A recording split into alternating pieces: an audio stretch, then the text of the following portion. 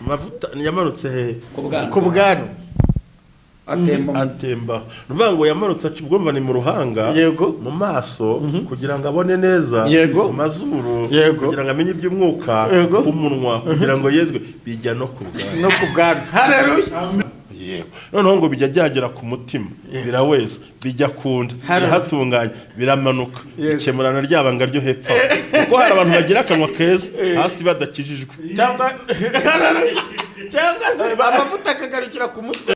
Iryo baryita ituro ryo gukorana igihango n'iki n'umuhanuzi umaze kuguhanurira wabyumvise ni nko kumubwira ngo nguhanaguye icyuya nemeye ibyo uvuze uri muranyumva ni nko ntago uguze ntabwo iryo ngiryo ari uri gusaba ni wowe wibwiriza dore icyananiye abantu rero ni ukwibwiriza gushyira mu bikorwa ijambo ry'Imana rivuga gushyira nicyo kintu cyananiye abantu gushyira mu bikorwa Imana ivuganye nawe abantu Imana iravuga ariko ntago bazi gushyira mu bikorwa nicyo kibazo cyabayeho rero. Reka ngo urugero rwo muri Bibiliya hari umuhanuzi witwa Ahiya ngo yituro ryabaga ritaragera ikambere ntago yerekwaga Ahiya muri Bibiliya ntimumuzi umushumba ngo yituro uzasome Bibiliya ryabaga ritaragera hehe ikambere ntiyerekwaga ariko uzasanga hari n'abandi bahanuzi yanaguhanuriraga akaguha n'ituro bitewe n'urwego rw'ubushobozi afite.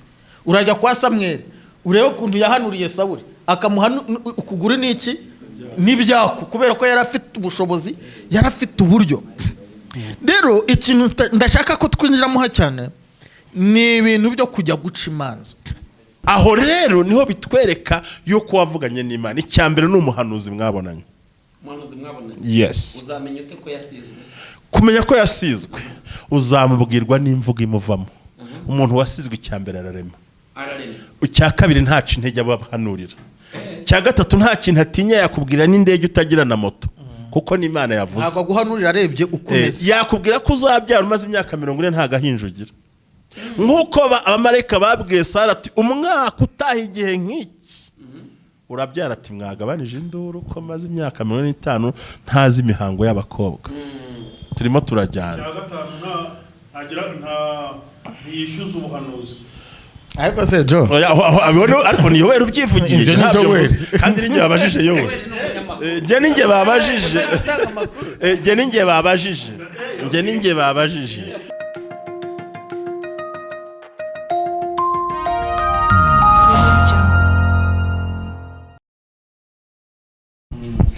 Nshuti bakunzi ba Iyobokamana TV turabasuhuje mu izina rya Yesu Kristo. Ni kwako ni mu tumenyereye ko tugira gutya tukazana abakozi b'Imana batandukanye maze tukabasha kuganira nabo. Murabona ko twicaranye n'abakozi b'Imana nibo tugiye kuganira. Ntabwo ari bashyashya ku Iyobokamana TV kuko nabantu batubereye abafatanya bikorwa beza bo kwagura ubwami bw'Imana mu buryo bwose nk'uko ijambo ry'Imana rivuga ngo mugende mu mahanga yose mubwiriza ubutumwa bwiza abemera muzaba batize mu izina rya Yesu ubuni mubona iminyago muzamurikira umwami Yesu. Aba rero nicyo biyemeje kandi Imana izabahemba nibatagwisara ibyanze bikunze. Reka rero twakire bano bakozi b'Imana tubasuhuza mu izina rya Yesu. Muraho neza kandi muraho murakomeye.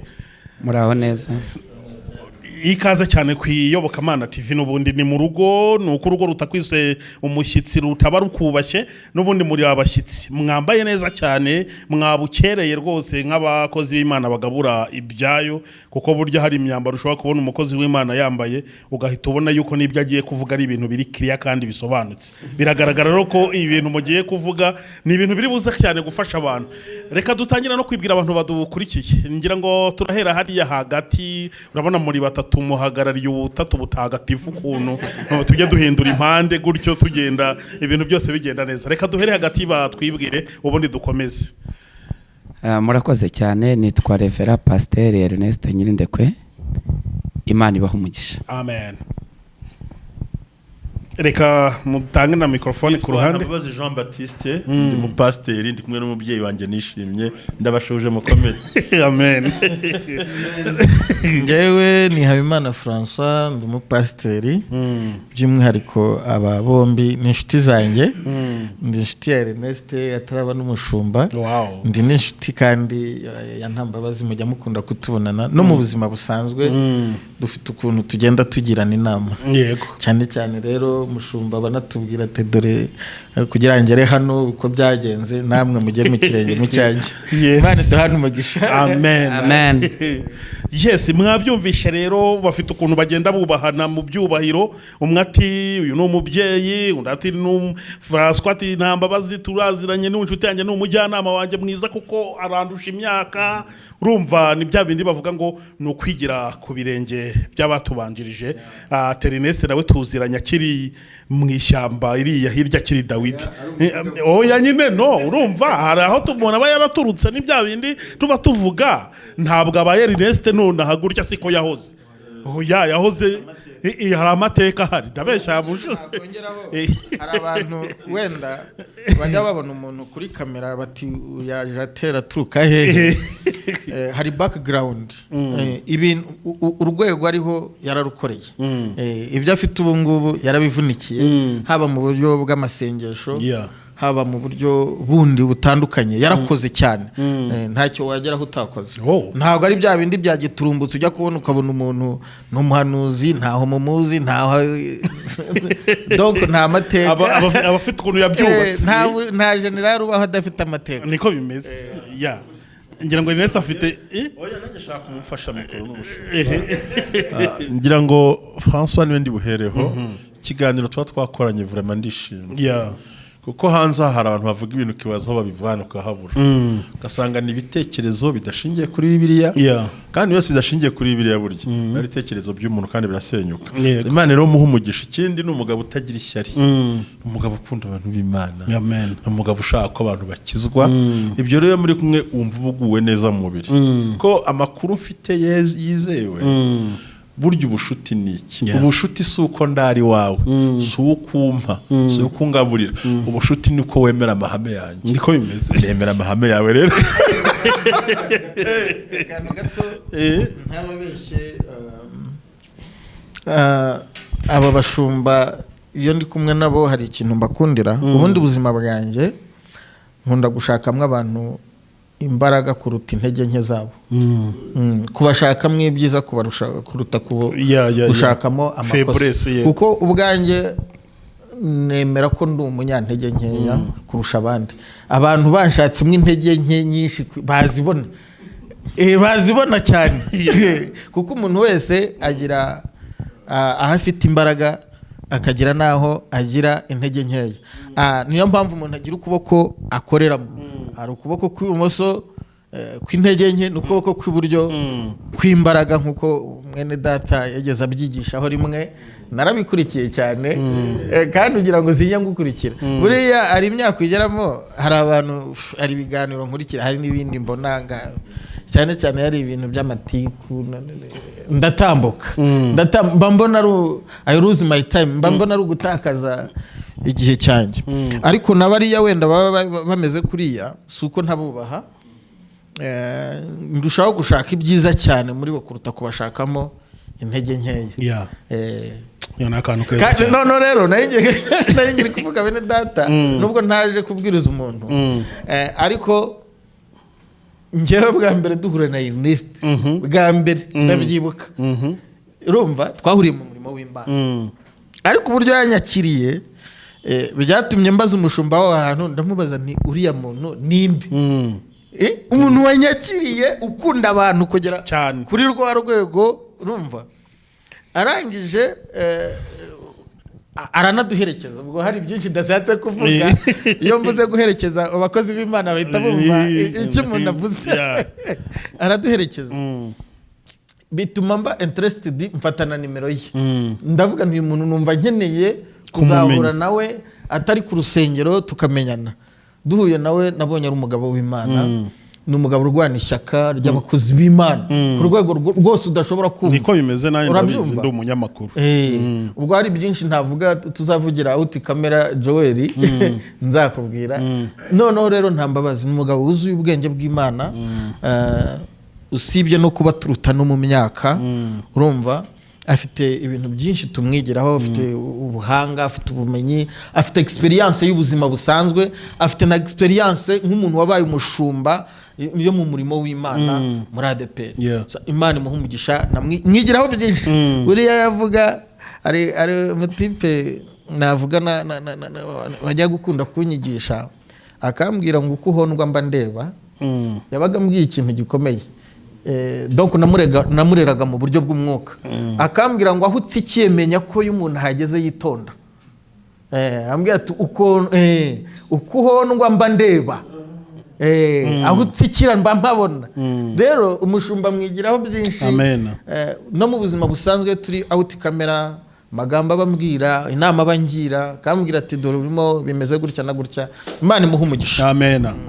Gikomeza buriya mvuga ngo bundi mushumba namwese mu nyumva, urukundo si uguhana ibintu kandi muzakanotinga. Urukundo si uko ngusura cyangwa uhamagara.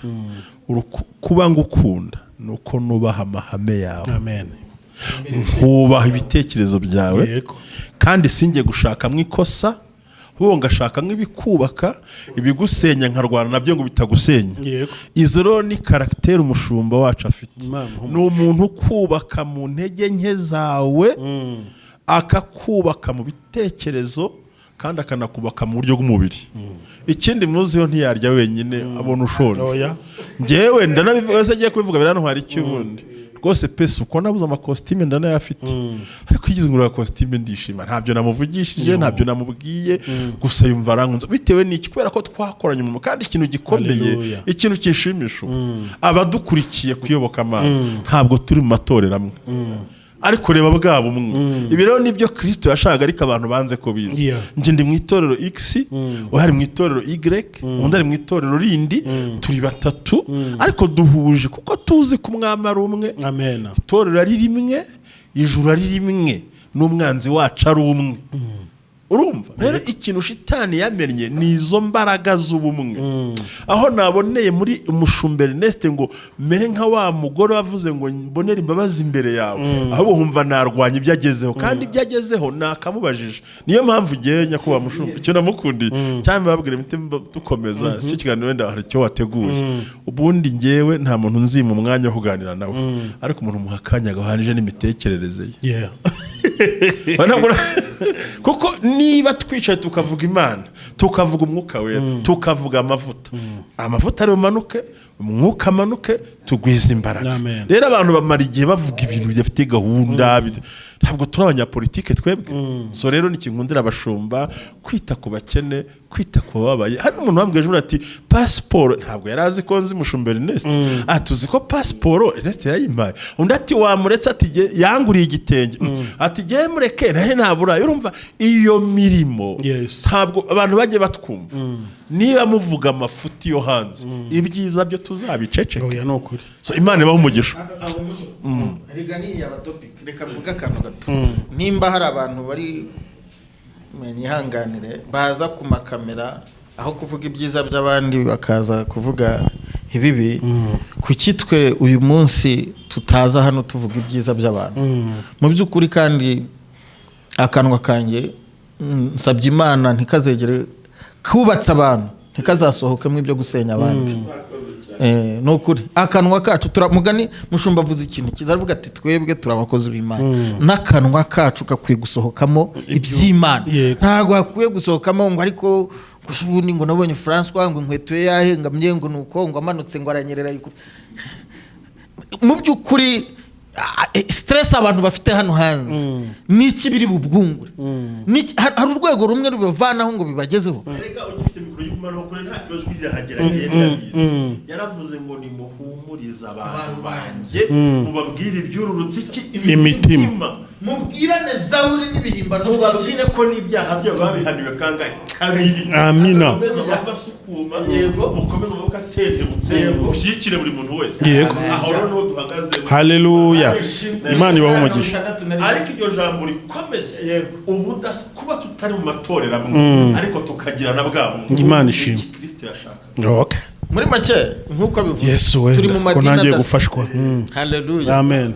Atandukanye ariko si impamvu yo kugira ute yo kurwanyanya. Imana ishimwe kuko uwo dukorera ninde numwe. Amen. Umwanzi wacu nawe numwe. Niko Dawidi yabwiye nde? Dawidi yabibwiye nde? Yabibwiye wa muhungu wa Ntuzi wa Sawuli wamuhigaga Yonatani. Aramubwira ngo gumana nanjye kuko uhiga ubugingo bwawe. Arahiga n'ubwanjye. Uhiga ubugingo bwacu ko turi hano n'abandi twashisemo inzira yo kujya mu ijuru n'umwe. Reka nkubwire ucyambara umwambaro w'urugamba ntiyakirata nk'ugize gute mutabarutse. Imana ibahe umugisha. Amen. Yes, reka twumve umushumba uko byagenda kose ntabwo yakumva amagambo nk'aya ngo mpite njya kuri topic nawe nta kintu avuze. Yego. Aya magambo ni meza cyane byo. Amen. Ni meza cyane. Aba ni abagabo nubaha cyane. N'abagabo nubaha cyane, n'abagabo banyigishije. Niyo mpamvu buriya abakuru bavuga uracece kukumva. Sibyo, iyo abakuru bavuga uracece kukumva. Njya nkunda kubwira abantu ngo kugira ngo umuntu atinda avuga ibyo atazi ajya atinda yiga ibyo atazi. Yego. Buriya iyo inshuro nyinshi kugira ngo utinde uvuga uzatinde wumva. Birafasha. Buriya no guceceka no kwifata burya biremewe. No kwifata biremewe. Iyo umuntu ashaka gupima ubwenge ufite agutegera ku magambo uvuga. Yego. Igipimo cy'ubwenge ni ibikora. Ibyo usohoye bigaragaza uwo uriwe. Buriya rero iyo niyo bakomeza bakavuga mba numva mba ndimo fashwa kuko buri munsi uko numvise amagambo anyubaka ngenda ndushaho kugenda nzamuka ndushaho kumenya byinshi. Bavuze ikintu cyitwa gukorera mu bumwe. Hari umubyeyi umwe wigeze ufata abana be 3 arababwira ngo nimuzane inkoni zanyu. Inkoni barazizana, umwuzana inkoni undi n'undi azana inkoni. Barangije barazifata baraziteranya. Aravuga ngo umwe nashyire ku ivi, ashyira ku ivi avunnye zanga kuvunika. Ahereza na mugenzi we w'umusore nawe aravuna zanga kuvunika. Ahereza undi nawe aravuna zanga kuvunika. Arangije arazitatanya aravuga ngo shyira ku ivi. Iya mbere akishyiraho iravunika, n'iya kabiri akishyiraho iravunika, n'iya gatatu akishyiraho iravunika. Aravuga ngo uku munsi muziteranya ubavuna bizamworohera, muzavunagurika ariko nimwishyira hamwe. Haleluya. Amen. Nimwishyira hamwe nawe uzabavuna ngo abashobore, nawe uzabinjiramo ngo abashobore. Hari uwacu wavuze ngo abadahuje barasandaza. Yesu mu gutindana ziriya ntumwa 12 ziriya ntumwa yazitindanye arimo azigisha ubumwe. Azigisha ikintu cyitwa ubumwe. Amaze kuzigisha ubumwe ziragenda zikora umushinga wo kujya zisangira ibyazo. Intumwa rero zikora umushinga ukomeye cyane wo kujya zisangira ibyazo. Hazamo rero uwitwa Ananiya na Safira. Baraza baravuga ati natwe tuzajya tuzana ibyacu turabona ibyo mukora ari byiza. Barangije baraza baragenda bagurisha isambu bari bafite. Barangije baragenda bazana bikeya ibindi barabihisha. Baraza kubeshya umuntu uri mu mwuka w'Imana witwa Petero. Ananiya barahageze yagiye inama n'umugore, bagiye inama yo kubeshya. Bo baje basanga abantu bapanze umushinga wo gushyira hamwe bagasangira ibyabo. Babonye ari byiza avuga ngo natwe twabikora. Ariko ntibamenya amahame, ntibamenya n'amabwiriza aranga ibyo bintu batazi nuko uwo mushinga watangiye. Ananiya rero arangije araza Petero aramutumbira amaze ate se ibi nibyo biguzi wagurishije iyi sambu? Ananiya ati rwose ni ibi ngibi. Arangije aramutumbira amubwira ngo ni iki kintu cyatumye wigira inama yo kubeshya umwuka w'Imana? Ngo ako kanya ahita yikubita hasi barapfuye. Safira nawe baraje yambaye neza cyane, urabona umumama ufite agafaranga umeze neza cyane. Yo yaje rwose ameze neza cyane n'agakweta atambuka. Akihagera aramubaza ati niko madaha ibi nibyo biguzi mwagurisha isambu? Ati sheri se ntiyakubwiye? Ati nuko niko byagenze rwose, nufite umwuka wirebere. Akivuga aravuga ngo imirindi y'abavuye gutwara umugabo wawe nawe nizi gutware. ngo ako kanya nabo bayikubise hasi abarapfuye. Niyo mpamvu iyo baza kubaka ikintu cyitwa ubumwe nta kintu cyari kubavunagura. Bavunaguwe kuko bagaragaje ko bari mu bumwe, ariko ubwo bumwe si bwo bari barimo, ahubwo bari bafite ibindi bararikiye, bari bagamijemo izindi nyungu. Kugira ngo Yesu amanure umwuka wera w'intumwa, yarababwiye arababwira ngo bave ku musozi wa Elayono. Umusozi wa Elayono wawugezeho warawubonye. Aravuga ngo musubire i Yerusalemu, kuri Siyoni, ni hejuru kuri Siyoni bahita Yerusalemu ya kera. Ubu Yerusalemu yarubatswe bundi bushya, hirya ahangaha hariho ari za Dani Jerusalemu hoteli.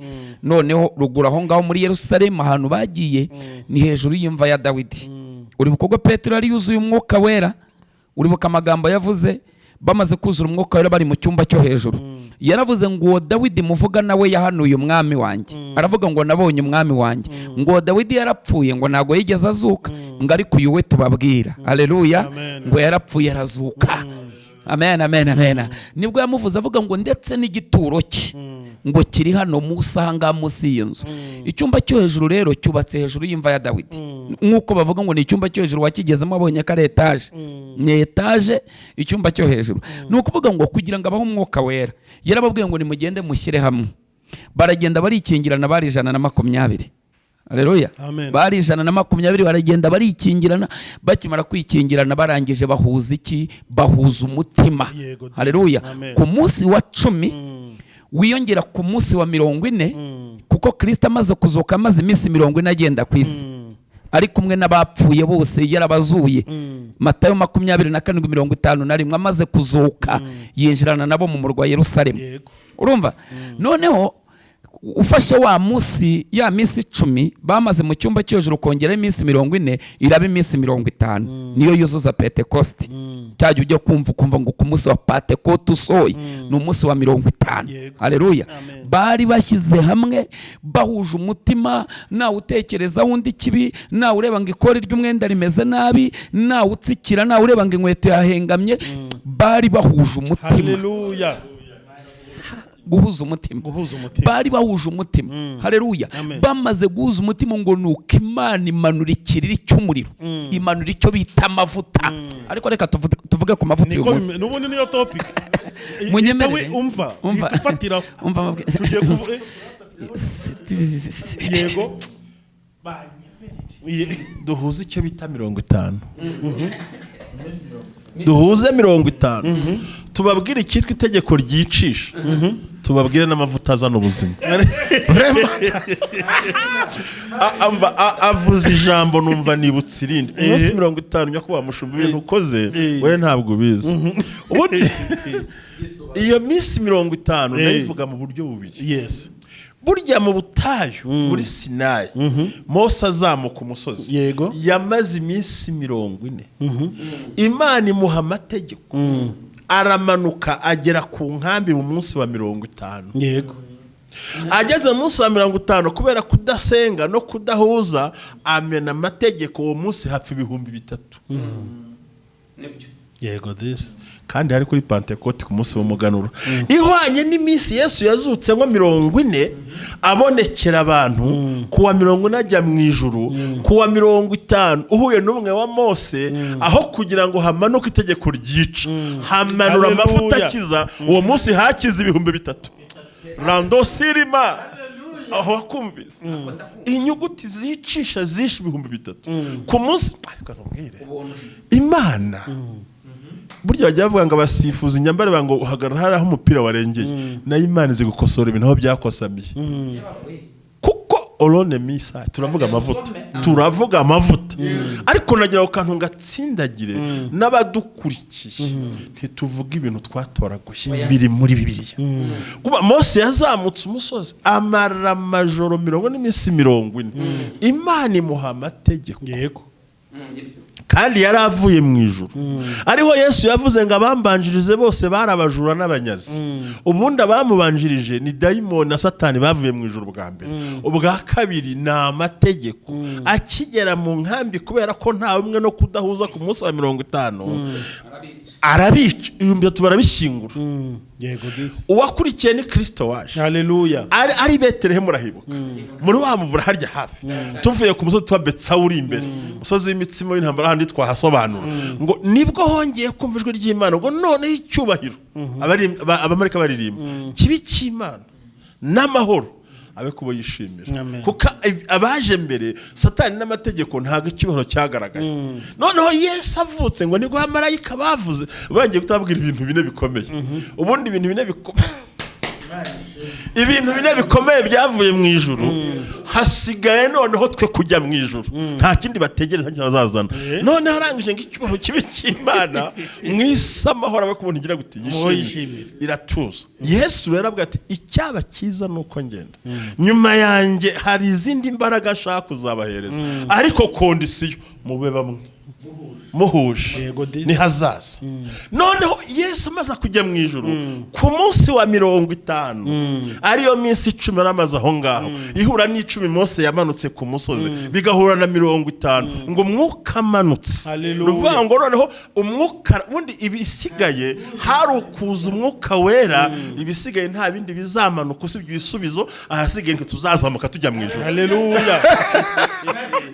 Ubwo nagira ngo twumve ikintu bacyumvise. Urumva Imana ahapfuye ahandi rahabazuye kubera icyo waruvuze. Bari bahuje umutima, bari hamwe. Kumvikane ko bisobanukirwa hari ushuranye, hari abaturutse mu ijuru n'ibyavuye mu ijuru. Kuko ntabwo navuga ngo Yesu hari Satani n'abadayimoni. Satani araza ariba yica Eva mu byo yakoze muri Edeni, haza itegeko rimara abantu. Yesu akivuka ati cyuro kibi cy'Imana apfuye umwene ukingiza rero atabuka. No bisaba kajya mu ijuru ku munsi wa 50 yohereza umwuka wera. Asanga amavuta y'Imana, asanga bahuje umutima. Uwo munsi Imana ikosora ibintu, ikora ibintu byiza cyane. Hakizwa ibihumbi bingahe bihuye n'ibyapfuye mu butayu bingahe 3. Ndagira mbabwire ngo umwuka kimanuka nta bindi bintu bizamanuka biva mu ijuru, ahubwo nitwe dusigaje kuzamuka mu ijuru. Amen. Nasiba kwakakara mubuze ubumwe n'amavuta muracokora. Ukuntu Dawidi uzaburi ibivuga ngo mbega ukuntu ari byiza. Yego disi. Kuko abavandimwe baturana bageze bate bahuje. Haleluya. Amen. Ngo bimeze gute rero? Ntabwo twari kuvuga amavuta tutavuze ubumwe. Kuko amavuta amanukira abantu bafite ubumwe. Niko bimeze. Haleluya. Amen. Mushumba ntureba umuntu niyo waba ukoreshwa ibitangaza bikomeye akaza ngo umusengere atabanje kukwiyumvamo no kuguhicyubahiro nk'umushumba no kukubonaho amavuta y'Imana, niyo wadondi wiyerigashya nta gitangaza gikoreka. Amavuta utemera ntabwo yagukorera.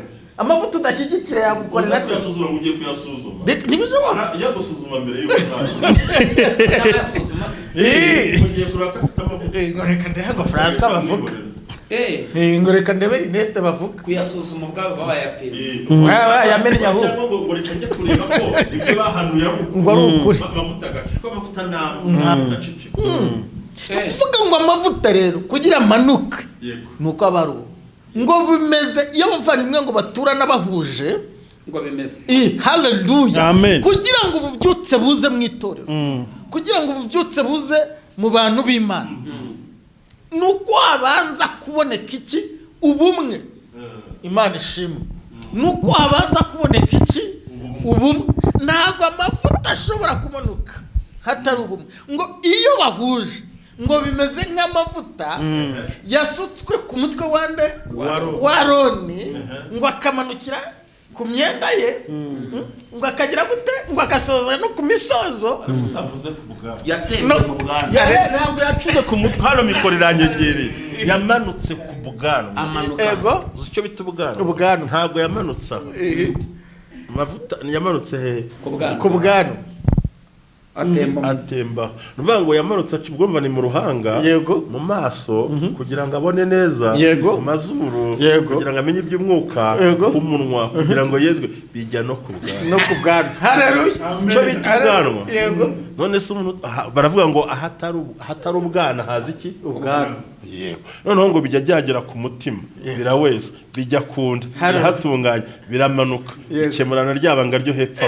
Kuko hari abantu bagira akanwa keza hasi badakijijwe. Cyangwa cyangwa se amavuta akagarukira ku mutwe ariko ku munwa ugasanga arazimura arateranye yomemeza atembe hose agera na rwa rugingo ruyafata atembe hose kabisa aramanuka no ku rugingo afata kuko hari abantu bagira akanwa ariko bagira urugingo rudakijijwe no kuvuga hari abantu bagira amaso ngo bigera hepfo bigera hepfo kabisa bigera ku ncunda uzi icyo bita incunda yego ni ukuvuga ngo ni amavuta tugeza ku iherezo ryayo kuko rero avuze ngo mujye mugira amakanzu muyashyireho umusozo uzi icyo bisobanura ni igikorwa umukozi w'Imana akora akagisoza niba watangiye minisiteri ntihagire uguca intege shyiraho umusozo yego niba watangiye gukora umurimo ntucogozwe shyiraho umusozo rero incunda zigaragaza gusoza igikorwa. Haleluya. N'ikanzu ya Yesu yari iriho inshunda. Haleluya. Ko zipfunditse. Ariko amanukira he? Yabanje mu ruhanga mu maso arezwa, mu runwa amatwi arezwa, akunda aramanuka kuko buriya tugira amarembo arindwi y'umugisha ariko yuranga yahinduka umuvumo. Hari irembo ry'ibitekerezo, utekereje nabi Imana ntimugendana. Hari ukureba amaso Imana yaduye ko turebe ibyiza, yurebye nabi uracumura. Hari aya mazuru, yurebye nabi akuzanira akaga. Mu Rwanda ho murabizi. Hari uyu munwa ni irembo ry'umugisha, iyo ubivugishije nabi urahomba, ari akanwa wakoreje neza umugisha urinjira. Hari aya matwi nayo ni amarembo batwareba imbere ntareba inyuma, nayo nuko twumva iby'umugisha by'ikona ntibikunda. Hakaza n'uyu mutima haturabona tukoresha neza, hakaza urugingo rwo hepfo runajya mvuga n'urwa karindwi rega. None se wabyara gute utafite urugingo ruzima? Wabona abana gute afite urugingo ruzima? Kandi icyo mbikundiraho himbaza Imana nta gisigaye, ari amatwi n'amaguru hose yahimbaza Imana. Iyo ugiye gutanga icya 10 naho murajyana nta rugingo gisigaye. Haleluya. Aho yavuze barafashe Imana yaravuze uwitwa Dawidi yaravuze ngo mwabindimo mwese muhimbaza Uwiteka. Amen. Ayo mafuta yari amaze kugera kuri izo ngingo navuze, aho kugira ngo zihinduke z'umuvumo zibizumugisha. Amen. Tukabyara abana b'umugisha, tugahimbaza Imana, tugakorera Imana. Niyo mpamvu ngo yamanutse nagira ngo tugende. Amavuta ntahabwa abana. Aya abana mu buryo bw'umwuka hano bivuze iki? Ntahabwa umwana mu by'umwuka. Niyo mpamvu hari uyashaka ntayabona kuko ntaragira maturity. Umwana yayamena ahubwo haza agaciro k'amavuta biregombera ubugana, bigombera umuntu waciye mu ntambara. Tuzi ko turi buvuge kuri Dawidi umushumba bitubwiye, tuzavuga ku mavuta akurinda ibintu byose, araza kudusona umushumba biturusha cyane turabiganira. Ariko kuki haje ku bwanwa amavuta? Paulo aravuze ngo umwana uhindutse ntimukamuha inshingano, ariko wasanga amavuta afite ayo ufite aya mushumba. Aho twanyuze tuhavuze, abadukubise ibinonko tubivuze, abaduciye intege tubavuze, tuvuze ibyo twanyuzemo, twakwiruka kugira ngo Imana itwemera idusukaho amavuta agira gute. Amen. Ariko ubuza akantu gakomeye, ari igihe umuntu akureba gutya mbega akajya gufata nk'aho uri umuntu wasimbutse urukiramende ukabyisangamo, ntamenye inzira wanyuzemo, urumva ikugeza kuri ibyo bintu. Hari ijambo Dawidi yavuze agiye kurwana n'Umufilisitiya, yaravuze ngo yasubije Sawuli, kuko Sawuli ntiyarazi background ye, ntago yarazi amateka neza yande ya Dawidi. Aramubwira ngo yabanye nanjye mu ishyamba imbere y'amadubu, ibasha no kubana nanjye imbere y'Umufilisitiya. Imana ishimwe. Izi nzira Imana iducishamo, aya mavuta iguha ikayaguha umaze gukura, nukugira ngo bashe no kumenya uburyo ugira ute. Reka dukosora abantu bifuza amavuta bakiri abana. Babana mu buryo bw'umwuka, ntaramenya gukora ibyo akora, aracyajya impaka ku cya 10, aracyajya impaka ku murimo w'Imana, aracyajya impaka muri korari, ntaremera bamubanjirije, ntaregera bamusanze, ntaravuga ubutumwa bushingiye kuri we bwagenda agashishura, ubuhanuzi aratera ubwumvikanye abayobozi. Mbega aracyari bebe ngabanuzi bumvikanye abayobozi, ubuhanuzi yumvanye abandi nk'uwo mushumba.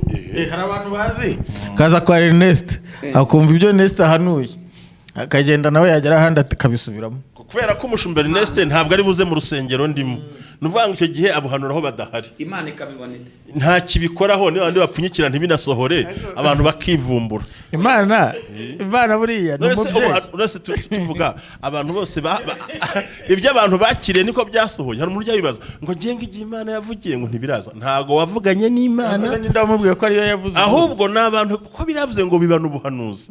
Noneho rero twamutwe kuri aya mavuta ngiye abagabo none bagase apostle reka mbaza akabazo.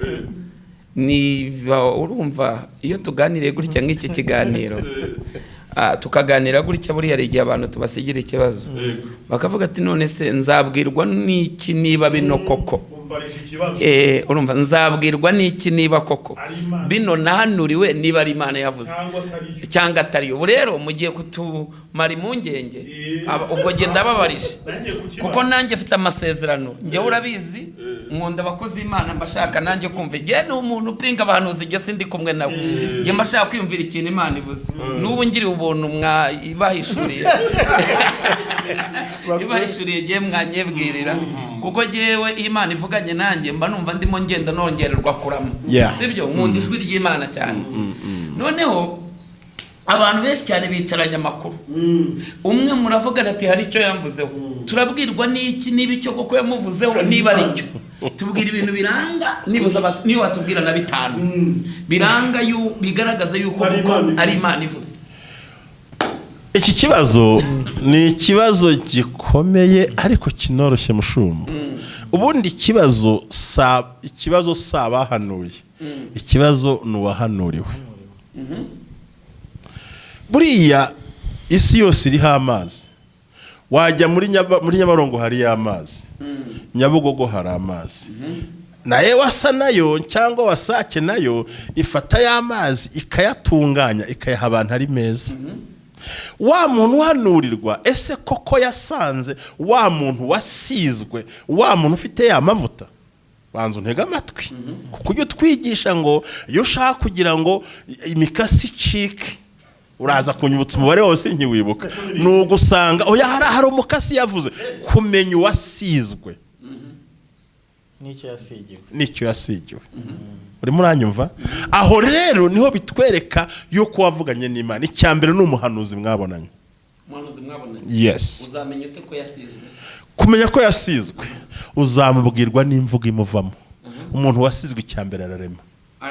Icya kabiri nta intege abahanurira. Cya gatatu nta kintu atinya yakubwira n'indege utagira na moto kuko n'Imana yavuze. Ntabwo guhanurira arebye ukomeze. Yakubwira ko uzabyara umaze imyaka 40 nta gahinjugira. Nkuko abamarayika babwiye Sara ati umwaka utaha igihe nk'iki urabyara ati mwagabanije induru ko maze imyaka 45 ntazi imihango y'abakobwa. Turimo turajyana. Ntiyishyuza ubuhanuzi. Ariko se Jo ariko niyo wera ubyivugiye kandi ninjye babajije yowe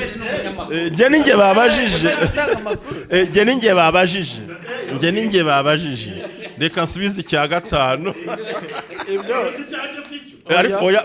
nawe barakubaza nawe reka jye nibariza ikindi kiranga reka tugende ikindi kiranga umuntu uko umva twumvikane ikindi kiranga umuntu uko yahawe n'ubuhanuzi buzima ni uburyo abyizera nuko abyatura nuko abivuga kuko abahanuzi bagira uburyo butatu. Hari uko babwiwe n'Imana akaguhanurira. Kabiri umuhanuzi ararema akikwaturaho ukakizera kikagusohoraho. Gatatu hari icyifuzo ugira ukabwira umukozi w'Imana akagusengera nacyo kigasohora. Mushumba naho ngarukiye ahubwo ukiraho akantu gato nshaka kongeraho ugifite mikoro. Hari abantu bavuga ngo bw'Imana ngo utakimubwiyeho ngo ubwo nyine ngo ntiyakibonye. Hari aho bigera umuhanuzi ukamuha icyifuzo ari kintu abantu bibeshya cyane kuba umuntu yakubwira icyifuzo ukagisengera ngo bw'Imana ngo kuba ndabivuze ngo ndaba mvangiye umuhanuzi kereka umuhanuzi w'umwana. None se reka mbaho urugero rw'ibintu witwe Elisa. Uribuka umwana wa mushuniye mapfa yaraje Elisa aravuga ngo ibyo ari byo byose nubwo Uwiteka yabimpisha ufite ikibazo. Yaramubwiye ntago yavuze ko Uwiteka ari ikintu amweretse. Yaramubwiye ngo icyo niyumvamo nuko ufite ikibazo iwawe nubwo Uwiteka yagize gute yabimpisha. Ariko se byabujije Elisa kuza akazura umwana? ndashaka kugira ngo mpuze igisubizo cy'uyu mukozi w'Imana buriya hari ikintu dukwiye kumenya kandi tukagifata nk'ikintu cy'imbaraga. Umuntu wese wavuze mu izina ry'Uwiteka Imana ishobora byose. Eliya ntiyavuganye n'Imana ku bw'imvura. Imana iteraho kasha. Murimo ko ushaka gusobanura amushobora byumvise noneho urabyumvise bishatse gusobanura. Nuvuga ngo umuntu avuga ngo Uwiteka akavuga izina ry'Imana kuko biratubwiye ngo icyo muzaboha mu isi nanjye nzateraho ikizima. Aramutse arivuze itamwemera, aramutse abivuze se reka nanjye nkuri aramutse abivuze se yabwibye nk'uko wavuze ngo babwibye akaza akabihagararamo ubyizeye byasohora. Aho tubizana mu ngaruka z'ababwiwe bitari byo cyane. Zo ni ingaruka z'ababwiwe bitari byo. Kandi mushumba ukiri naho iby'ubuhanuzi ngira ngo ni topic ndende, ariko ntubiveho hari akandabaza. Njye ndashaka kukubwira akantu gato.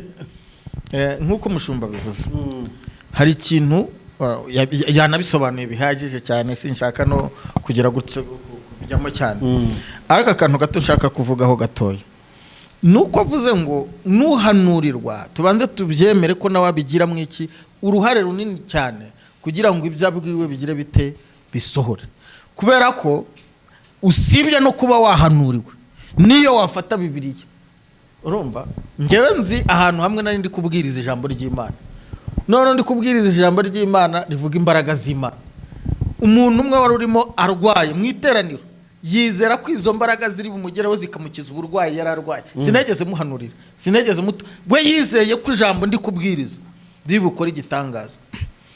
Amateraniro yarangiye araza afata mikoro ati nari ndwaye gutya na gutya na gutya, Imana yageze gute yanyijije, nafashe ijambo babwirizaga ndaryizera. Ikintu gikomeye muri iyi si y'umwuka ndagira nkubwira ngo ni ukwizera. Urumva ni ukwizera turi kugendana. Yarabikomozeho kare umushumba iki byasaba ko tujya in deep avuga ukuntu hari ibintu yatuye. Ibi bisaba ya mavuta mwavugaga ariyo tugiye gusorezaho, bisaba ubwoko bisaba kuba uwo muntu ubyatuye ubivuze.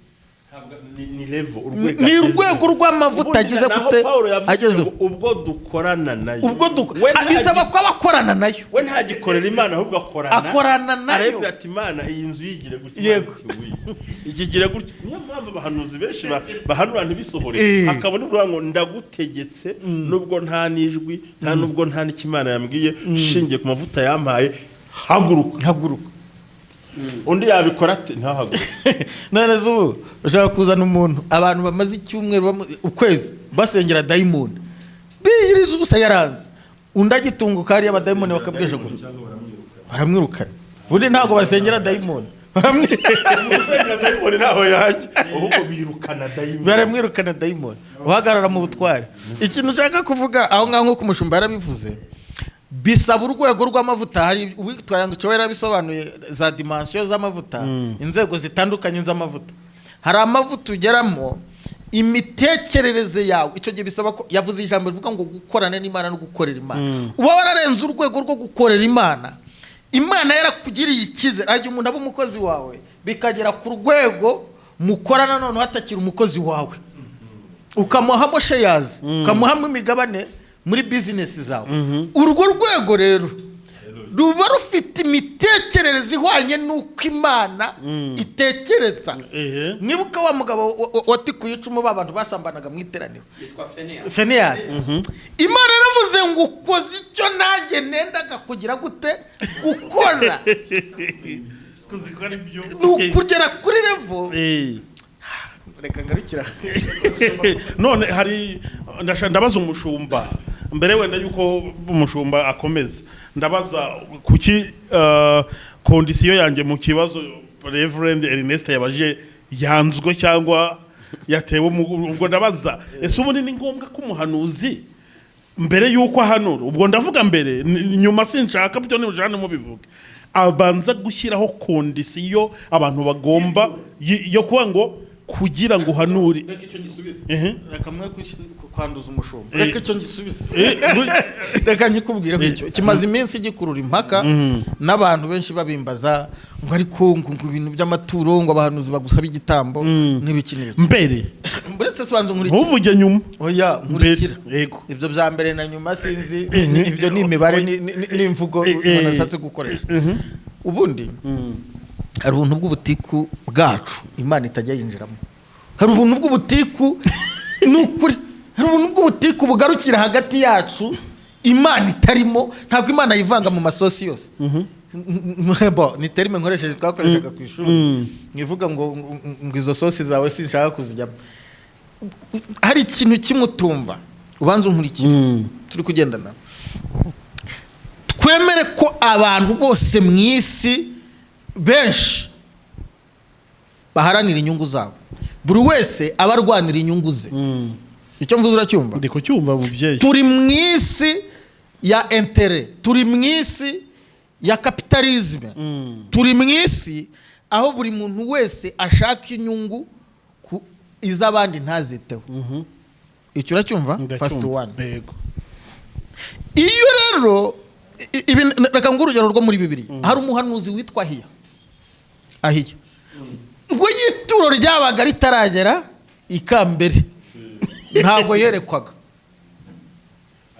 Ahiya muri Bibiliya ntimumuzi umushumba ngo yituro uzasome Bibiliya ryabaga ritaragera hehe ikambere ntiyerekwaga ariko uzasanga hari n'abandi bahanuzi yanaguhanuriraga akaguha n'ituro bitewe n'urwego rw'ubushobozi afite urajya kwa Samweli urebe ukuntu yahanuriye Sawuli akamuha ukuguru n'iki n'ibyako kubera ko yari afite ubushobozi yari afite uburyo rero ikintu ndashaka ko twinjiramo cyane ni ibintu byo kujya guca imanza sinzi ibyo mvuze nimba byumvikana munyumve cyane ni ukuvuga uyu muntu waka ituro mbere yo guhanurira umuntu nimba ataragera ku rwego unkurikire cyane ndeka utwumva cyane rufite imyumvire ko unkurikire rufite imyumvire yo gushora kapitali ye agategereza kuzishyurwa cyangwa uracyumva yego hari abantu bagira bizinesi ashoreye akazi bakazamwishyura nyuma arangije akazi hari n'undi utakwemera kugukorera utaragira gute utarishyura iki ntabwo nashaka no kugitindamo cyane kuko ni ikibazo cyabyara amatiku ariko abantu babanze bumva iki ngiki uko mu rusyo ajya koma n'iki n'ingasire twemere ko abanyafurika wenda dukuye mu bihugu bimwe na bimwe ku kintu cyo gutanga turabanebwe simvuze bose turi kugendana simvuze bose ibyo ndabivuga nk'umuntu ufite experience muri ibi bintu rimwe na rimwe abahanuzi bagiye bashyiraho ibiciro mbere yo gusengera abantu ngiye twaraganiriye ngiye nta muntu ndi gusaba hano sibyo mfite uko mbayeho ubuzima bwanjye bwa buri munsi ndavuga ukuri unkunde cyangwa unyane abo twaganiriye benshi bafite ibikomere babayeho mu buzima bajyaga bajya gusengera abantu bagataha n'amaguru abo bantu atari uko babuze na tike yo kugira ute yo kubaha icyo mvuze uracyumva ndi kucyumva 100%. uretse ko Bibiliya ngo hahirwa uwihanganira ibimugerageza namara kwemerwa azahabwa iki ikamba ry'ubugingo ariko abantu twese ntite kungana ikindi ugomba no kumenya Imana ntidukoresha tutari mu mubiri witekereza ko dutuye mu ijuru icyo uracyumva unkurikira kantu ngiye kuvuga ntabwo Imana idukoresha nk'abamarayika Imana idukoresha nk'abantu umuntu wese rero agira icyo bita côté faible na côté fort umuntu wese agira uruhande rw'imbaraga nk'uko kare nabikubwiye n'uruhande rw'intege nke uwo muntu ni usanga neshwa n'ikintu cy'amafaranga azayakwaka ariko nusanga yararenze urwego rwo gutegekwa n'amafaranga ntayazakwaka nutibwiriza azana kwihorera turi kugendana n'urugero nshatse gutanga hari abantu ikindi ngewe ndeba background y'umuntu urumva umukozi w'Imana Imana iri gukoresha unkurikire gatoya ese Jo nkubwira ikintu iyo wari umunyamujinya cyangwa wari umunyamahane Imana ikakuzana mu murimo w'Imana nubwo rwose Imana iduhindura tugahinduka n'ubundi mu bintu by'Imana uzasanga ufite ifuhe rikomeye cyane ni uterura abantu ubu rifite nimba wari usanzwe uri umunyamahoro n'ubundi uzahanura uri iki uri umunyamahoro kandi abo bantu bose Imana irabakeneye kubakoresha gusa sinje hano gushyigikira turi kugendana ko impano y'Imana igira gute igurishwa ariko simpakana ko gushyigikira ministeri y'Imana ministeri y'ivugabutumwa ari bibi twemeranywe ko Joel ari wowe ukora ivugabutumwa ry'iyobokamana TV ukeneye amafaranga ntuyakeneye menshi urumva muyansabira nejo bundi wari umunyaka none kuvuga amabanga urumva umbwira ati ko nshaka kujya kureba abantu ahangaha gufata ibiganiro ariko dore mu mufuka batinze mu YouTube kugira ukuntu batubwira ntwari uri kubimbwira sa amafaranga ukeneye none se mutekereza ko uyu mukozi w'Imana we ujya kuvuga ubutumwa arya ibiti arya amabuye ese we ntakeneye kwideplasa mureke tuvugisha iki ukuri usibye ko nutanamukoreraho umugisha Imana yifite inzira nyinshi gusa ndabwira abakozi b'Imana mureke turengire sibyo y'ubu butayu no mu butayu Imana ifukura mwiriba amena utarinze ujya kwiba amazi y'abantu no mu butayu Imana ifukura mwiki iriba Imana ibamugisha Pastor iki kintu rero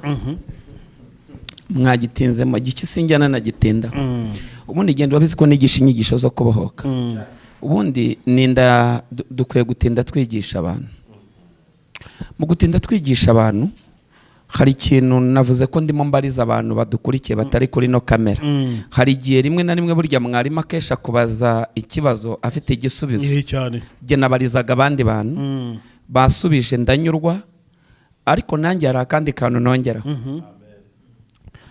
kuri ba bantu bamwe bumva ngo Imana yavuze ubwo mushatse ko twinjira mu mahame y'ubwami kuko turi mu kiganiro kiri open ni ikiganiro gifunguye sibyo uvuze amagambo akomeye urabaza mbaza umukozi w'Imana arimo avuga ibintu biranga yuko Imana ivuze yego icyambere avuga ngo ubanze umenye uko uhanurira uwo ari we niba yarasizwe avuga ibintu bitanu bimuranga hari ikindi kintu nanjye nakongeraho kubahanurirwa Bibiliya iravuga ngo ibihanurwa byose mu bigenzuza ijambo ni ukuvuga ngo ibintu hanuriwe kugira ngo ubyizere jya ubanza urebe ko bihura n'ijambo ryayo ijambo Imana ivuze ni ukuvuga niba umuhanuzi aguhanuriye ni uko kubundi niko kwizera umuhanuzi ashobora kuza akaguhanura akakubwira ngo ejo nk'iki gihe uzagura indege wijya kureba ngo ubu se nzagura indege umvise kwizera nicyo bita kwizera nyine ese ejo kuko nzagura indege ukahita ureba ku mufuka ukavuga ati ndatunga indege nta na moto ngira dore ukuntu ibintu bigenda icyambere soma Abami ba kabiri ibice 7 urebe mu gihe Samariya hari inzara unkurikire mu gihe Samariya hari inzara mfite aho ndibuze kubihuriza mu kanya Samariya hari inzara abantu barimo barya amahurunguru y'inuma nabwo yaribwaga n'abakire yari maze imyaka 7 ubundi abandi baryaga abana babo icyo gihe hari hayoboye umugabo witwa Ben-Hadad umugore araza arya umwana araza na mugenzi w'inama avuga ati reka turye umwana wawe nanjye ejo tuzarya wanjye nkurikire turashaka gusubiza abantu bano kino kibazo ubundi mite mvuga amoko 12 y'amaturo abantu bajye bamenya n'igisha inyigisho zo kubohoka sibyo turakwigisha amoko 12 y'amaturo uve mu bintu abantu ubundi sinyakunda kubivuga ibintu nk'ibi urumva sinyakunda kuvuga ibintu nk'ibi sinyakunda kuvuga ibintu nk'ibi ngibi ubundi reka mbivuge none umara abana amatsiko bave mu bintu ntabwo ubundi ibintu akenshi urabizi n'ujya ukunda kumbona mu biganiro simbikunda urumva Elisha yarahagaze arahanura ariko yahanuye byagenze bite abagore bari abana babo mu gice cya 6 cya 2 cy'Abami bamaze kurya abana babo barangije umwe aramuhisha amaze kumisha bajya kureba umwami aravuga ngo turagira ngo tuburanire runo rubanza dore ejo umugore yarambwiye ngo turye umwana wanjye ngo uyu munsi turaryowe kugira ngo turebe ko twasunika iminsi turebe ko Imana yatanga ibyo kurya none we yamuhishe Ben-Hadad dore ikintu yashubije uwo mugore yaravuze ngo niba Imana yo mu ijuru itakurengeye giye nk'umwami nakumarira iki urumva igisubizo bagitegereje ku Mana aho rero bicikiye bari bakeneye umuhanuzi bamagaye Elisha nawe aza ku gitutu gikoma ariko wibuke Elisha yari afite imigabane 2 kumenya uguhanurira yari afite imigabane 2 kumenya uguhanurira Elisha yari afite imigabane ibiri. Elisha barahageze, akimara kuhagera umwami yabanje no kumutera ubwoba, aravuga ngo umva kano kanya nutabona igisubizo cy'aba bantu. Urumva n'umwami yabuze igisubizo, ndaguca umutwe uza kuza gusoma. Elisha ko kanya yaraje arahagarara mu bihe bikomeye, dostipa ensanse. Wibuka ko amavuta Elisha yarahagazemo yararenze ya Eliya, kuko yari afite imigabane ibiri. Ni nawe wavumuye Yeriko, yarananiye abandi bantu, kuko yari yaravumwe na Yeshuwa. Yeshuwa yari afite imigabane ibiri. Ntabwo ahantu havumwe n'umuntu ufite imigabane ibiri, ufite umugabane umwe niyakoraho. Niyo mpamvu hari ikintu kinanira umunasi akohereza kwa dogiteri. Niyo mpamvu amavuta ararutana. Nta nubwo ari abantu bose baba barira ibyaha. Burya kugira ngo umuntu akubwire ngo Imana ikubabarire bikaza no kuba barabisigiwe. Yesu yabwiye aposo za ntumwa babisigiwe, aravuga ngo nimugenda abo muzababarira ibyaha mu isi, no mu ijuru bazaba bababariwe. Ibyo tuzabivuga turimo tuvuga imigisha ine y'abashumba. None se hari undi muntu wasengera igaburo ryera atari padiri cyangwa umushumba yarisengera rigahinduka igaburo? Kereka kuba bisigiwe. Ayo ni amahame. Ari ibintu bimwe mukwiye guhishurirwa mukanabimenya, ukagira kugerwa mu bintu by'ibigare. Simbikunda abantu batinda bavuga. Siko ari byo ngabo aho gutinda bakora, sibyo? Nakubwiye ngo kugira ngo utinde uvuga ibyo utazi, uzatinde wiga ibyo utazi, sibyo? Buriya iri akaristi hinduka akaristi kwa ko padiri yahesheje umugisha. Uwari ririya gaburo rihinduka igaburo. Uzasoma urwandiko rwa mbere Paul yandikiye Abakorino igice cya 11 umurongo wa 23, yaravuze ngo ibi nibyo nahawe n'umwami Imana kumenya, yuko mu ijoro bamugambaniyemo yenze umutsima arawushimira, afata n'igikombe aragishimira. Urumva aranje igeze ku murongo wa 28, aranje aravuga ngo nubirya uko wishakiye ngo uzasinzira cyangwa se urwaragurike. Urwaragurika byagenze bite? Iyo uri yigaburo rigera utabanje kwezwa ngo banze wiyinire, niko Bibiliya ivuga. Kubera iki? Umushumba ari yesheje umugisha. Ibyahishuwe 11:3 bafite ubushobozi bwo guhindura amazi amaraso. Ni bose se? Naba bantu babisigiwe. Uri muranyumva? Iki kintu ugomba kukimenya. Ngaho nushaka kumenya agaciro k'umushumba, uzategure uzapfusha umuntu. Numupfusha noneho ujye gushaka pasiteri, babwiye ati mu gitabo cy'itorero nawe mujye gushaka padiri, basange na amasakaramentu yerutse guhabwa, nibwo uzamenya agaciro k'umushumba icyo ari cyo. Uwo muntu ashyingurwa nk'umupagani kuko yabuze umushyingura, cyangwa ukajya gushaka babandi b'abanyabiraka. Ibi ndabivuga ntibibaho se? Abashumba b'abanyabiraka oya rabo mbivuze gutya. Nta mushumba muke. Hari tujya kuri ati ari uwo twigeze duhurira mu butayu agenda nuzi niyo akorere yariyo. Ibi nibyo bintu tububwira. Genda shaka ko abantu bava muri wa mwuka umwe wo kuzerera bakagira adresse, bakigishwa, bagakurirwa za seminari, bagakomera, bakagira ijambo ry'Imana muri bo, bagakomera. Ibi ndaje mbikubwire, twaje tubivuge, babimenye, bamenye ubwira ubw'Imana, ujye ukora ikintu uzi icyo ukora. Cye bintu byarankoreye. Jye ntabwo nyambwirizwa gutura, simbwirizwa gutamba, simbwirizwa ibiki. Ibyo jye n'amahame byose jye mbihagararamo jye bikankorera. Jye nta n'ikibazo mbana nafite. Niyo numvise abakritika nuko bitarabakorera, jye ndabikora. Ariko ndabikora ndabikora magaze mu ijambo. Urumva? Umushumba rero umushumba guhigaburo ryera, umushumba aragusezeranya, udasezeranijwe n'umushumba urishingiye. Nese byaheshejwe nandi umugisha. Ngaho genda jowe jya gusezerana. Nurangiza ugende baguha umuririmbyi utarabisigiye ngo nagusezeranye. Uzumva usezeranye. Kabone nubwo yabaze guhogoza. Nuko atabisigiwe. Abo muzababarira ibyaha mu isi. Ni Yesu yabwiraga intumwa abaposo, ntabwo yabwiye rubanda bazaba bibabariwe. Niyo mpamvu ari kinanira nasa kohereza kwa dogita, akavuga ati jyana kwa dogiteri, kandi bose ni abantu, amaboko nabiri, ariko ubumenyi ibungana. Twihute. Imana yacu vuga ngo amavuta ararutana.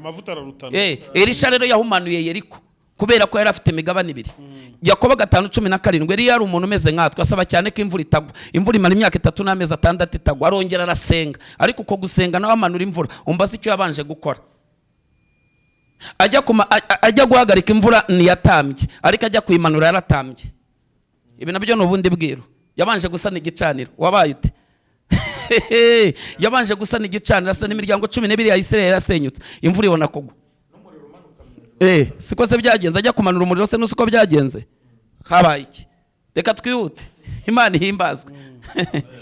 Turimo turaganira kugira ngo tuganire. Rero Elisha yaraje arahagarara aravuga ngo ejo nk'iki gihe ku irembo ry'i Samariya indengo y'ifu y'ingezi zagurwa shekeli imwe, kandi indege ebyiri za sayiri nazo zizagurwa shekeli imwe, ngo umutware umwami yegamiraga barabipinza, aravuga ngo byo se nawe Uwiteka akingura amadirishya yo mu ijuru bene ibyo byabaho?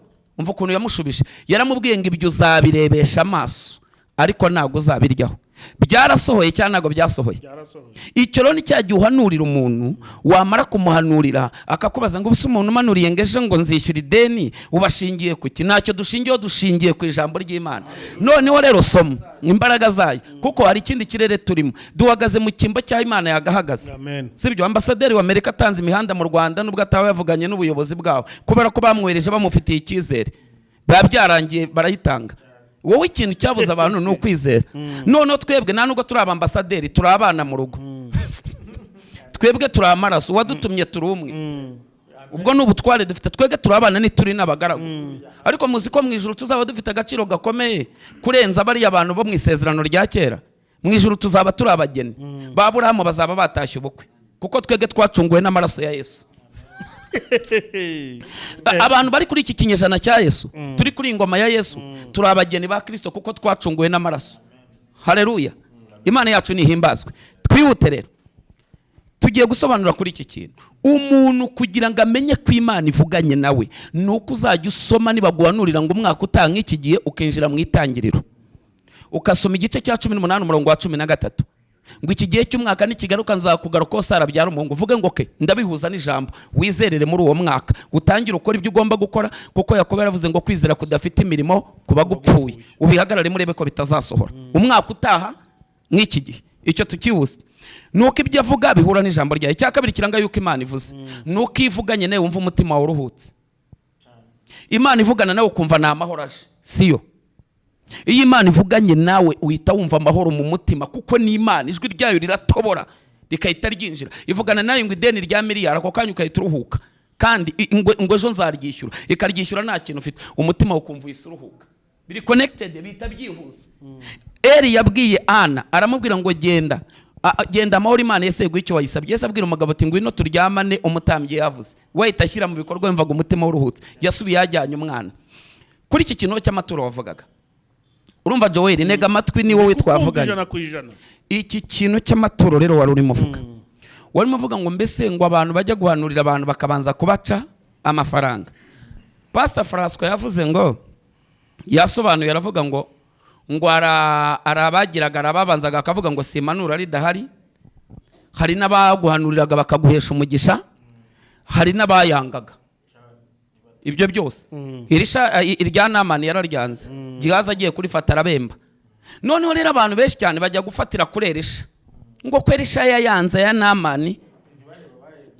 None se Samweli nuza bajya kwa Samweli, igitabo cya mbere cyanuza cya Samweli, igice cyaho cya 9 umurongo wa 7, nibagiye bajyanye ituro ngo nawe ujya kwabamenya atikoreye. Iryo bari giti ituro ryabamenye ko yaryakiriye. Dore ikibazo gihari, abamarayika bageze kwa Aburahamu, abazi ikimasa nubwo atariho bagiye, barakiriye cyane bakiriye. Ntibakiriye gitekesheje amata. Kuki bafata kuri urwo ruhande urundi rwo ntibarufate? Nguyu yafashe ngo ni umupagani. Ntago ari umupagani, reka ahubwo tubigishe kugira ngo mubashe guhishurirwa. Wowe uhagarare mu ijambo ry'Imana, ubundi urebe. Hari ituro rya mbere iyo umuhanuzi amaze kuguhanurira. Iryo ni ituro rimeze nko gukora igihango. Reka dusome igitabo cy'Abacamanza igice cya 3, soma. Soma. Fata Bibiliya. Abacamanza ni Bibiliya tubaha. Abacamanza igice cya 6. Uze kuza gusoma wumve. Dero ko wavuze. Wahageze Pastor Fashwa. Abacamanza igice cya 6 umurongo waho wa 17 ugeze 18. Imana ibwira Gideyoni, tunabisome nabo bagende babyirebere.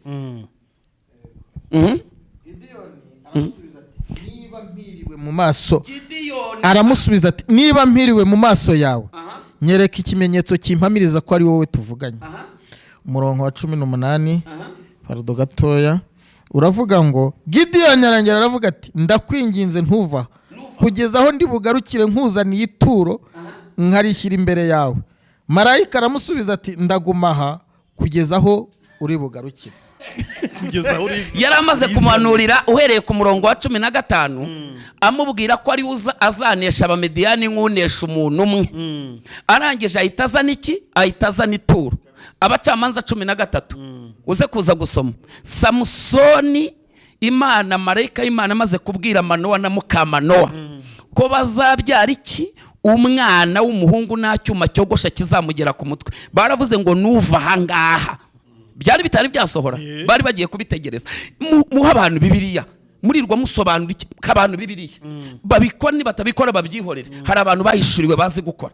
Ntabwo byinjize sinjya nirwa mbijyamo ngo ndagira kuri reka namahame nigisha gusa nkigendera. Urumva Gideon, umva Bibiliya ni ijambo ry'Imana twapurika, ubundi hasigaye imirimo n'ibitangaza bikaba. Uyu mugabo Samusoni, Imana imaze kuvugana na Manowa na Mukamanowa, baravuze ngo reka tukubagira umwana w'ihene. Tukubagira umwana w'ihene. Marayika ati sinjye inyama, ati buretse gato ariko nimurindire mubanze mukorere Uwiteka igitambo. Umva umwana baramubaze bamushyira ku gicaniro ngo marayika y'Imana itazamukira muri uwo mwotsi. Si ihene yagiye, si ituro. Soma none igitabo cy'imigani. Iryo baryita ituro ryo gukorana igihango n'iki? N'umuhanuzi umaze kuguhanurira. Wabyumvise? Ni nko kumubwira ngo nguhanaguye icyuya. Nemeye ibyo uvuze. Uri muranyumva? Ni nko nago uguze. Ntabwo iryo ngiryo ari uri gusaba. Ni wowe wibwiriza. Dore icyananiye abantu rero ni ukwibwiriza gushyira mu bikorwa ikijambo ry'Imana rivuga. Gushyira nicyo kintu cyananiye abantu. Gushyira mu bikorwa icy'Imana ivuganye nawe. Abantu Imana iravuga ariko ntago bazi gushyira mu bikorwa. Nicyo kibazo cyabayeho rero. Irababwira ikavugana amina amina amina nibyo bikahita byirangirira. Mwemera ko abantu bakunda kwakira kuruta gutanga? Barashaka kwakira ariko ikiganza cyabo ntigishaka gutanga. Niyo makosa. Ntabwo cyumva niyo mpamvu uzareba yari amacaca amwe namwe. Iyo umukozi Imana ari mabwiriza bagafashwa, bamara gufashwa ujya kubona ukabona abantu bamwe bafashwa bakaza kubera gusobanukirwa ibyanditswe, bakaza guhesha umugisha wa muntu w'Imana barambika ku birenge. Burya uzi icyo bakoze? Ni rya jambo, burya rya jambo rirabakorera. Rya jambo burya rirabakorera. Uri muranyumva? Rya jambo burya rirabakorera. Jewe ntabwo ubuhamya bwabyo wenda nuko nyivuga kuri ibi je byarankoreye. Niyo mpamvu ugiye nkubwira turaza gusubiramo genda za kwereka igihe kimwe jewe nakoze kino kintu ngikora mu bihe bigoye. Byari igihe byari bigoye. Umukozi Imana yitwa, ntabwo ninya kumuvuga, yigisha ijambo ry'Imana. Yaraje yigisha ijambo rivuga ngo yitwa Poso Jackie, aba muri Canada. Yaje ku rusengero ahantu narindi, yigisha ijambo rivuga ngo tanga icyo ufite kiguheshe icyo ushaka. Tanga icyo ufite kiguheshe icyo udafite. Ni ibintu bibiri. Avuga Baritoroma, impumyi Baritoroma. Ikintu kigora abantu no gushyira mu bikorwa ikijambo rivuga. Avuga impumyi yitwa Baritoroma. Bundebera imigani 18-16. Ndaje mvuga ituro rica inzira ikakugeza imbere y'abakomeye. Tubabwira amoko y'amaturo umenye ibyo ukora. Apana ibintu byo kuvuga ngo ye baba ngo basabye. We hagarara mu bwami bw'Imana ukora ibyo ugomba gukora. Ubundi bakubwira ngo byagize bite ngo mvango niryo oya. Ibyo urabivamo urahava aho hantu wajyugirwa urakora ibyo bibiri yivuga, ibyo bibiri itavuga uzabyihorera. Nibivuzwa n'amarangamutima y'umuntu bireke babyumve. Turabisobanura ituri kubategeka. Oya, turakwereka umumaro bifite. Yes. Ni wumva ari ngombwa ubikore, nutumva ari ngombwa ubireke, kuko ni wowe bifitiye umumaro. Umva uko Bibiliya ivuga muri yo. Iravuga ngo nimba uri umukiranutsi hari icyo uyihaye, ngo kandi nimba warakoze ibyaha nabyo ntacyo yitwaye. Nukuvuga ibyo dukora nitwe bifitiye inyungu kuruta Imana. Amen. Iryo ni ijambo ry'Imana. Arangije yigisha ijambo rivuga ngo yaravuye muri Canada. Araza yigisha ijambo rivuga ngo tanga icyo ufite kiguhesha icyo ushaka, tanga icyo ufite kiguhesha icyo udafite. Aya magambo yigishije mbere yuko ayigisha gatoya subiye inyuma. Icyo gihe jewe nari nabyaye umwana wanjye wa mbere w'ifura, ariko mubyara ndi mu butayu bukaze. Bwari ubutayu, umva nkubwire, ninkubwira ubutayu wumve ngo bwari ubutayu. Nari navuye mu rugo nta gikoma, nari navuye mu rugo nta sombe. Niduhamiriza imirimo y'Imana tukavuga ibintu ibyo byakoze tujye tugira. Nari navuye mu rugo nta gikoma, nari navuye mu rugo nta sombe. Madamu arambwira ati Imana nigufasha ukagira ikintu ubona, uze kuza kuzana igikoma cy'umwana. Kandi Imana njyewe imamagariye igicaniro. Imana ibaha umugisha. Uwo munsi cyari igihe cyari gikomeye cyane, navuye mu rugo urumva nari ndi mu bihe bibi. Ndagenda ngeze ku muhanda ku rucaci nari ngiyeho, urumva amasezerano mvuye mu rugo nanze, byari bikomeye.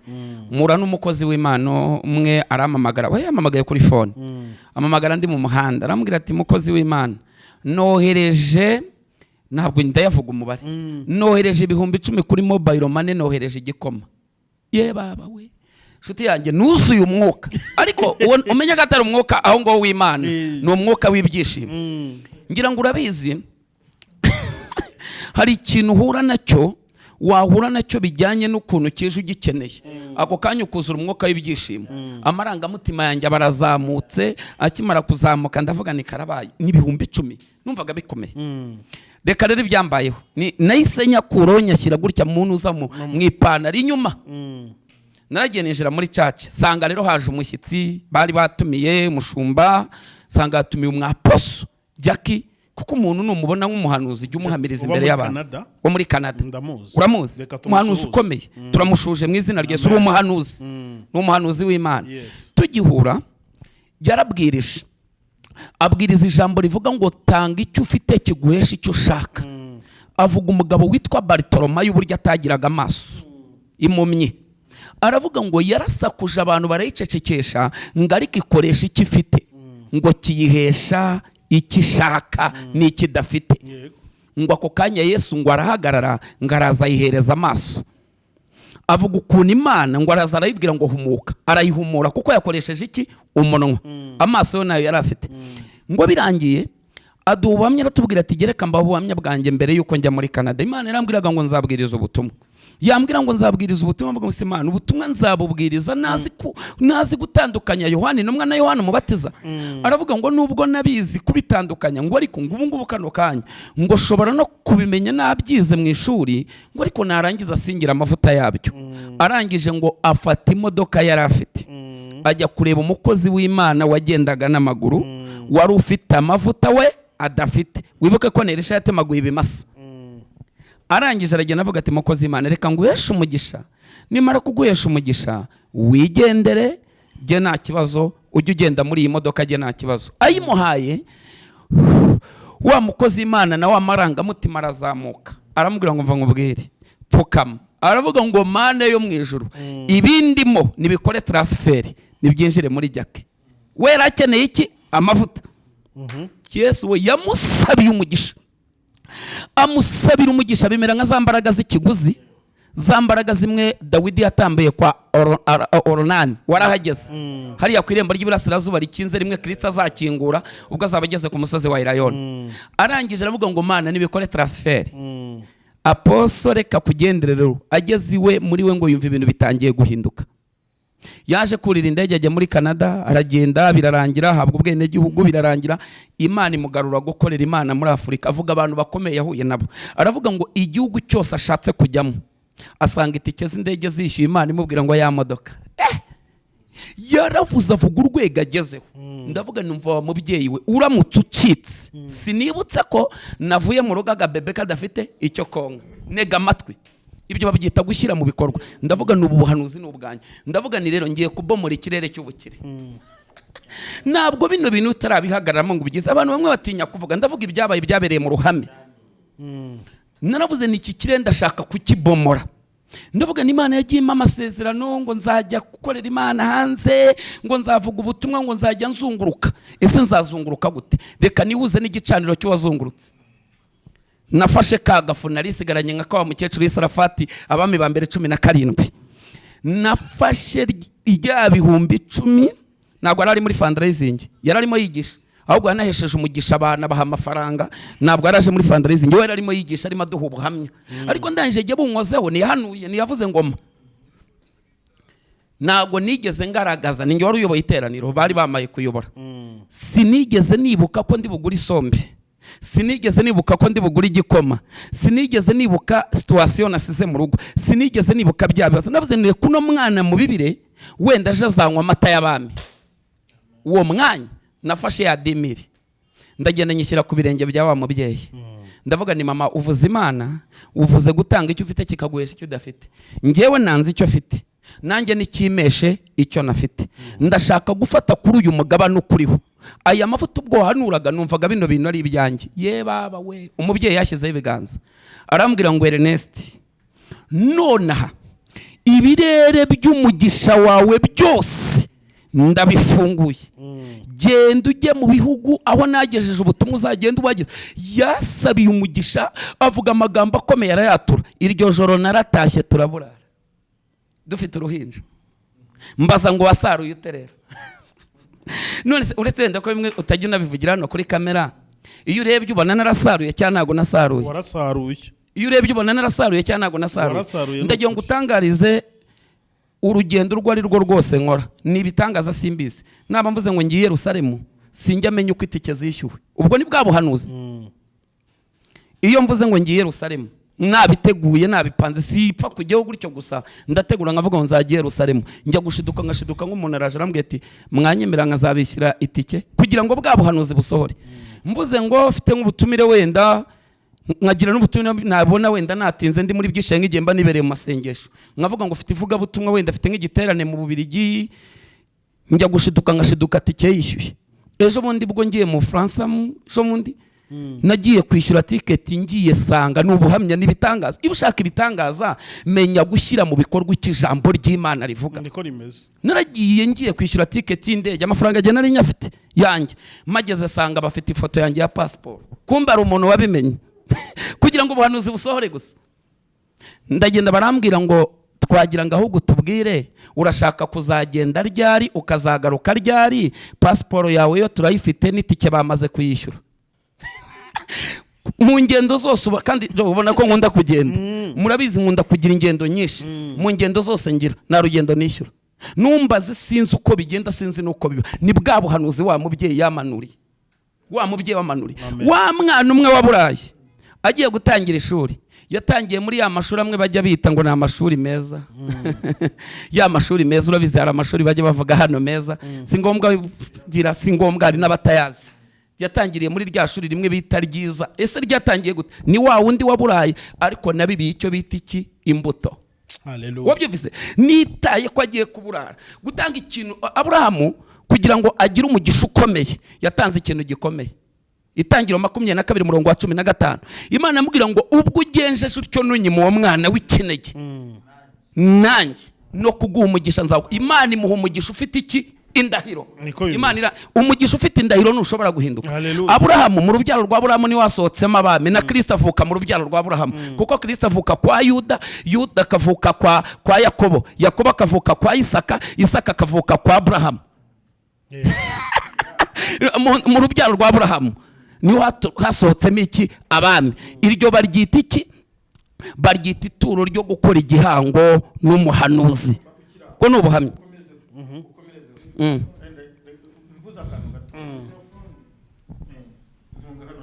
Ikintu gitoya nshaka kuvuga kugira ngo ukomerezeho nuko Bibiliya iba clear ikavuga ngo kwizera kudafite imirimo guherekeje kuba gupfuye. Abantu benshi barashaka kwizera ariko ntibashaka gukora, kuko gukora nibyo bita sacrifice mu Gifaransa. Nukwigomwa.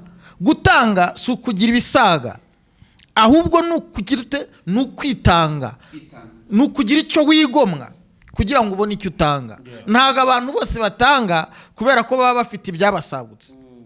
Kenshi rero iyo ubwiye abantu ngo twizere babyumva vuba, ariko iyo ubwiye abantu ngo dukore, twubakira abapfakaza amazu, dufasha abakozi b'Imana, dukora iki ngiki, ntago babyumva. Ikintu kiri bukore kuki ku mafaranga. Ndaka mbabwiza ukuri, Bibiliya iravuga ngo kuko ubutunzi cyangwa amafaranga ari umuzi w'ibibi byinshi. Iyo amafaranga Imana yaguhaye ntumenye kuyakoresha, kenshi ahinduka igikoresho cya Satani. Ariko impamvu Imana iguha amafaranga, impamvu Imana iguha ibyo ufite, ni ukugira ngo ubiyikoresherezemo. Ndashaka kubabwira ko no mu bintu Imana izatubaza n'amafaranga yaduhaye icyo twayakoreshejemo. Ntabwo izatureba ngo kuko twayariye twagiye ngo mu isoko tugahaha inyama tugahaga. Oya, ubutunzi Imana yaguhaye izakubaza icyo bwafashije umurimo w'Imana kugira ngo urusheho kugira ute kwamamara. I'm telling you, ari ikintu ntavugira hano ariko nimbona umwanya nzakivuga. Kenshi usanga ubutunzi bw'abantu bwinshi burangira nabi kubera ko bategeze babufata ngo babukoreshereze mu iki Imana. Amen. Imana ihabwe icyubahiro. Amen. Ituro rya kabiri ni naryo shorejeho, irindi tuzarivuga, andi 10 tuzayavuga kugira abantu babashe guhishurirwa. Soma Imigani igice cya 18 umurongo wa 16. Imigani 18:16. Noneho ubisobanukirwe ibi bintu byose ugenda ubyumva mu rwego rwo kugira ngo kwakunda abantu birirwa baca imanza ngo ariko si ngabo. Soma. Amaturo y'umuntu amuhesha inzira akamugeza imbere y'abakomeye. Iri ryitwa ituro rica inzira. Ukijya gutanga iryo turo ritanga wamaze kuribarira, uritura wamaze kuriha intego, uvuga ngo ni ituro ricira inzira, ukabikora wize. Iri ngiri ntabwo risabwa, ni ibintu we wiyumvamo. Niyo mpamvu ugenda ndababwira ikintu cyitwa kwiyumvamo, gukora wikoresheje udakoreshejwe n'abantu. Imana yacu nihabwe icyubahiro. Bivuze mushumba, abantu babyumve hano, aya maturo yose twavuze nta muntu yagutegeka, ni wowe wibwiriza ukavuga ngo nge n'umutima wanjye. Iri ni ituro ry'iki ry'umuhanuzi. Aya maturo yose turi kuvuga ntago ari umuhanuzi, ntago ari umutambyi ushyiraho igiciro cyangwa se agutegeka kubikora. Ni wowe ubyikoresha n'umutima wawe ukunze. Dore ko Bibiliya ikunda no kubyita ngo ni ituro rya mutima ukunze. Hano mu gitabo cy'Abakorinto ba mbere ibice 9 umurongo wa 13, reka twumve abantu bahabwa amaturo ni bande, cyangwa se amaturo agira gute akurikiye. Umva icyo avuga. Ntimuzi yuko abakora imirimo yo mu rusengero batungwa n'iby'urusengero, kandi abakora imirimo y'igicaniro bakagabana iby'igicaniro n'umwami Yesu. Reka dusomere ku murongo wa 14. Haravuga ngo n'umwami wacu niko yategetse ko abavuga ubutumwa bwiza batungwa n'ubutumwa bwiza. Ni itegeko ry'umwami wacu Yesu. Birumvikana. Noneho ndemeye. Ni itegeko wenda turimo tugana ku musozo. Pastor Ntambabazi aragira icyo atubwira, ararangiza kukivuga atanga nimero ya telefone. Ahereze Ernest nawe dukorere avuge ubutumwa bwa nyuma, atanga nimero ya telefone. Ahereze Pastor Fashwa akora ubutumwa bwa nyuma, atanga nimero ya telefone, adusengera dusoza. Cyangwa hari ukuntu njya mbona muba mwubahana ukuntu mugahita musenga, ubwo ubusenga mwahisemo ni uri budusengere tugana ku musozo. Arakoze cyane umushumba wacu nyine Ernest bintavuze, ndabyemera. Ibyo François nawe avuze pasi ndabyemera. Ahubwo giye mfite ikibazo kitegira cyane nkuko tugomba gushingira kuri Bibiliya. Bundi hari ibintu yavuze umukozi w'Imana, urwandiko rwanditswe na Yuda. Yaravuze ngo abo ni intaza mu isangira ryanyu. Intaza ni umuntu gukerereza, ngo bameze nk'ibicu byazimye, ngo n'inyenyeri zazimye bizerera, ngo bameze nk'inyanja izikuka. Muri make hari abantu basenya n'ibyo batubatse. Icyo tucyumvikaneho dushingiye kuri Bibiliya, kuko ubikora we nta kibazo afite, wazi ibyo akora, azi n'agaciro k'ibyo akora. Ibyo ni ku ruhande. Abatabikora bakashaka kuvangira abandi. Hakaba noneho n'abakozi b'Imana bo batakibibona kuko nta mavuta atuma babibona bafite. Yarangiza agashaka ishyari no gutukana, akabisenya ko nta kibibona, nta gifite. Kuko ubundi ibi bintu tubabwiza ukuri, ushobora no kwirirwa uhanura ntibanaguhe n'icyo urimo uvuga.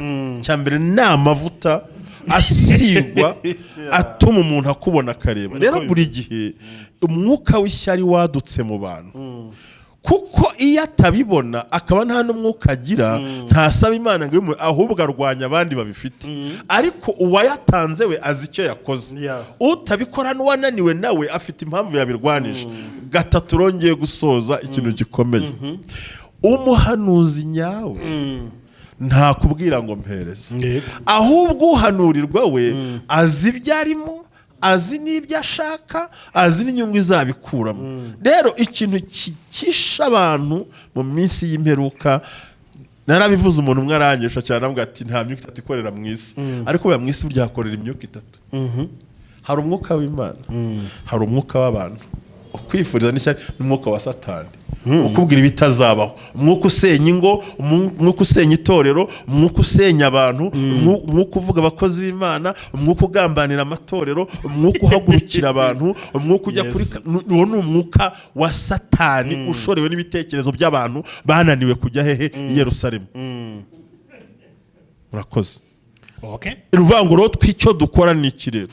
Aricyo nahoze mvugana n'abashumba, umuntu wahamagawe n'Imana ntabwo yumva urusaku. Nari mvuze rero ngo icyo tutekerejeho, twihanganishe abavandimwe bahuye n'abesikoro. Kuvuga ko badahari byo twaba tubeshye. Abantu barabatuburiye, abandi barabwira ngo kugira ngo mvuge ngo banzuza n'aya ngaya, amavuta y'Imana ntagurishwa, yo yishakira agaciro n'icyubahiro. Rero muvandimwe wahuye nabo, icyambere turavuga ngo ihangane, hari ibihumbi 7 by'abahanuzi batarapfukamira Bayali bazagufasha.